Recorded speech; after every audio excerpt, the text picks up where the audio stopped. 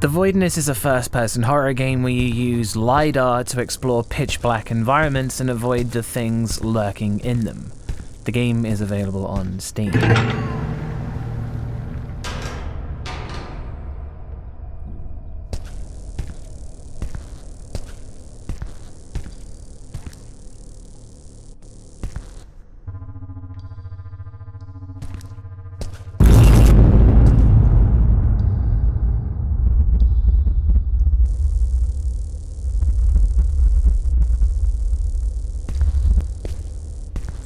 Atmosphere. The darkness is where most of the game takes place, and the game quickly presents you with the scenario you'll be getting used to for the rest of the game. A single appearance of something hostile moving in the darkness encourages you to use stealth, so as not to be seen by whatever lurks down there, as you're pretty much defenseless.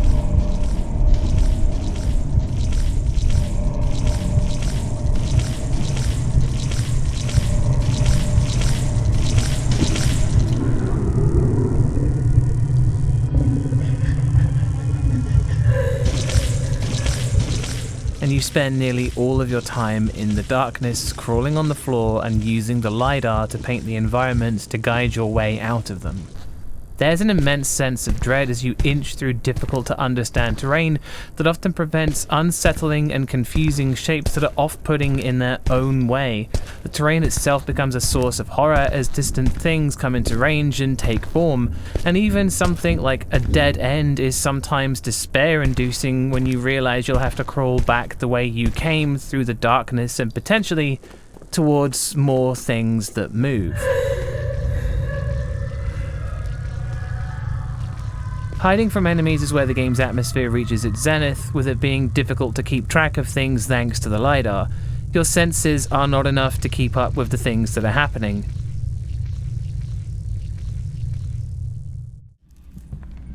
Hello?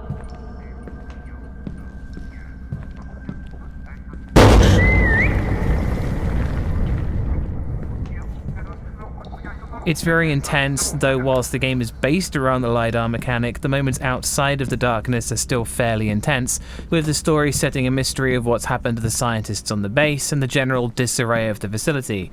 Please wear suit beyond this point. Oxygen level low detected. Please wear suit beyond this point. Oxygen level low detected. There's multiple haunting, fleshy figures left standing around in rooms that are incredibly eerie and unsettling to be around.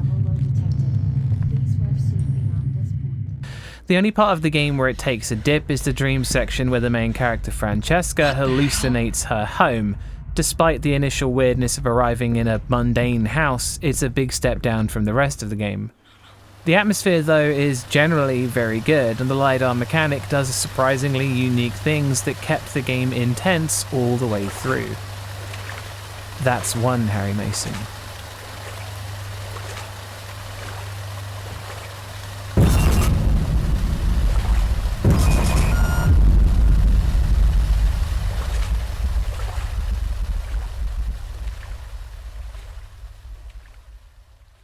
Scares. The game relies heavily on sound and what you can take away from the things you can see with the LIDAR gun, and this combination creates quite a few interesting scenarios, starting with simple but effective things like loud noises in the darkness, capitalizing on the game's great atmosphere. It happens only a few times throughout the game, so you never get used to it, but certainly shatters your composure. The LIDAR gun combined with enemies blinking in and out of existence makes events hard to keep up with and leaves you with a bewildering sense of just being out of your league.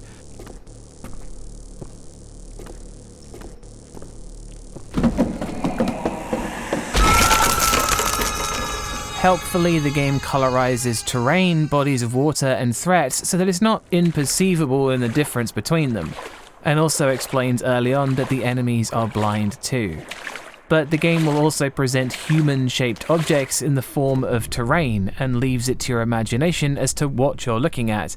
Are these statues, or corpses, or...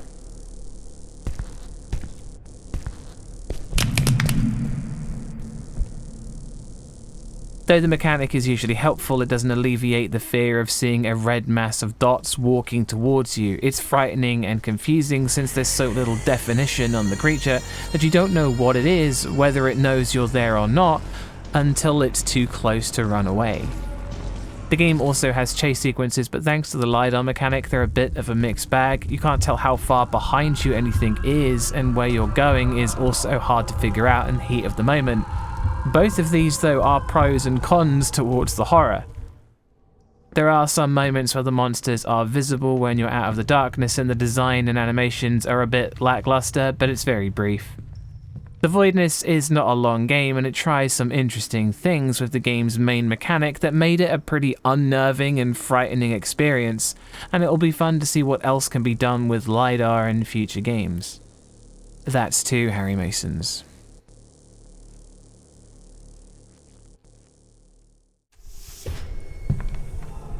Sector door's power is off here, too. I have to get through that door. Maybe I can contact Base 2 and see what the hell is going on. Sound design. The game is enveloped in a deep reverb. The environments sound unnaturally spacious, which makes a lot of the game feel dead and lifeless. The sound effects from the rumbles of the tremors on the planet to the creaking of your spacesuit's fabric fill the air with sound and really add to the immersion. In a game that robs you of some of your vision, the amount of sound feedback feels like it's compensating adequately.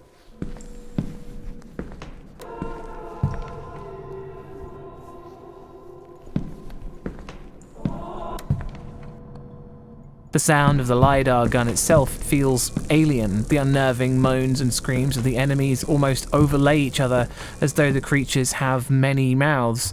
All of this is in that same deep reverb. It allows things like the sound of a monster wailing from down the hallway to feel particularly harrowing and realistic.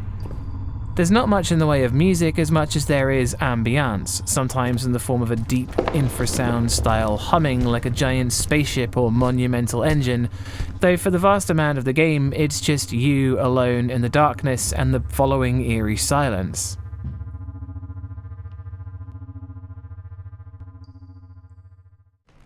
Lisa and the others went to Base 2. Oh, no. That explains why nobody's here. Oh my god. I have to try and make my way to them.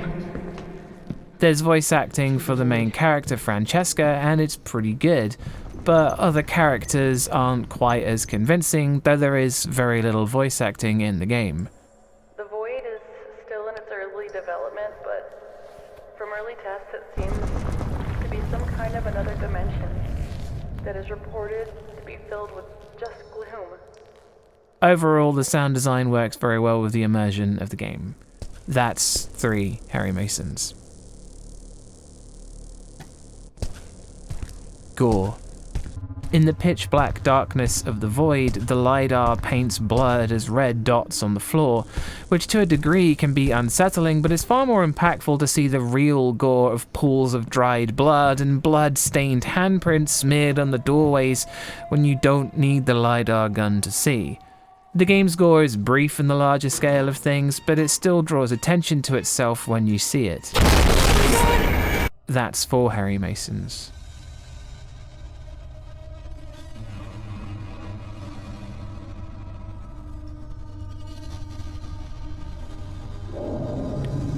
Story. The story is of Francesca Lee, a scientist sent to research the ominous and unexplained dimensional void on planet Tenebris, along with her crew who are mysteriously all missing when she awakens on a hospital table. The story provides some interesting concepts, but is still the least interesting part of the game.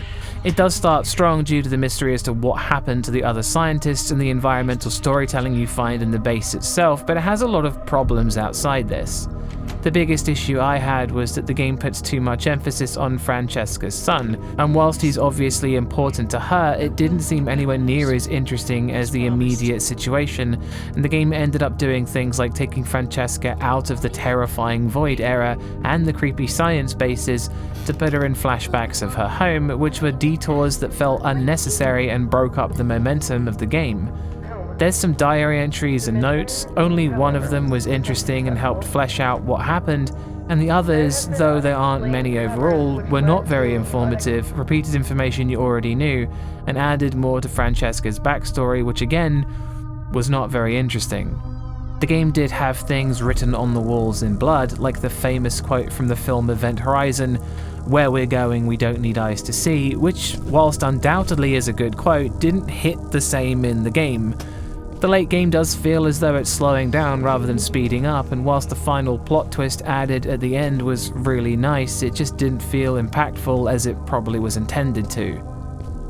The story is a very small part of the game, but it feels when it comes up, it takes you away from the far better other aspects of the Voidness, making the final score 4 out of 5 Harry Masons. The Voidness's LIDAR gun is a great mechanic, and it leads to some really terrifying moments that are executed really well, despite its story. I already have another game lined up called Scanner Somber that I want to try that's based on the LIDAR concept, which I think is really cool. Again, I'd like to remind you, the whole thing is down to my opinion in horror games, and if you don't share this opinion, then that's cool, I get it. I'd like to point out that whilst I made it through the darkness, I didn't let the sounds get to me and advise you don't either. There are more horror reviews in the pipeline, and thanks for watching. Always go check out Bumps in the Middle of the Night. Peace.